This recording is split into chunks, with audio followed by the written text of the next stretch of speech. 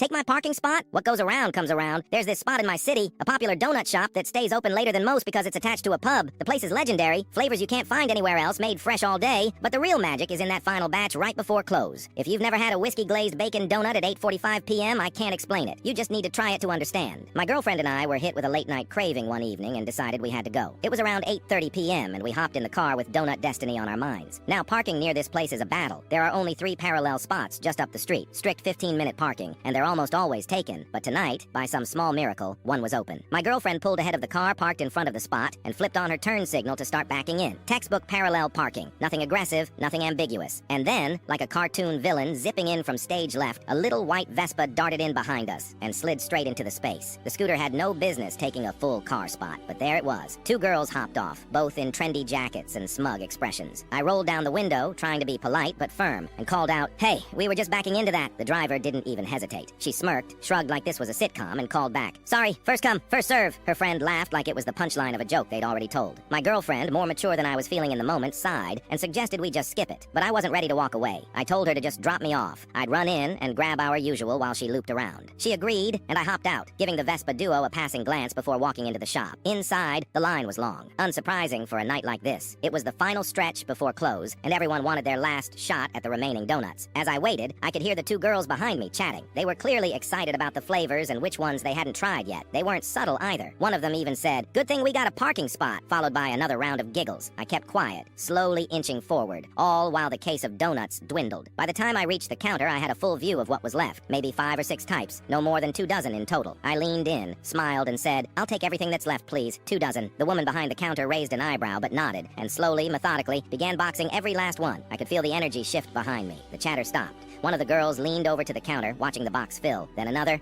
their faces twisted slowly from confusion to panic. Finally, the driver broke. "Wait, are you really not going to save any for us?" she asked the baker. I turned around just as the final maple bar hit the box and said, "Sorry, first come, first serve." I wish I could properly describe her expression. It was like watching someone put together the pieces of a twist ending they never saw coming. Equal parts betrayal, disbelief, and a touch of regret. Her eyes widened, her jaw dropped, and for a split second I think she genuinely reconsidered every decision she had made that day, including the moment she zipped into that spot. I walked out with my boxes of sweet, sugary vengeance, hopped back into the car with my girlfriend, and handed her a warm donut. She raised an eyebrow but didn't ask questions. We drove home in silence, the kind of satisfied silence that only comes after justice has been served with a side of Bavarian cream. The next morning, I brought the rest to my office. Watching my coworkers tear into that box like a pack of wolves made it all the sweeter. Best donuts I've ever had, hands down.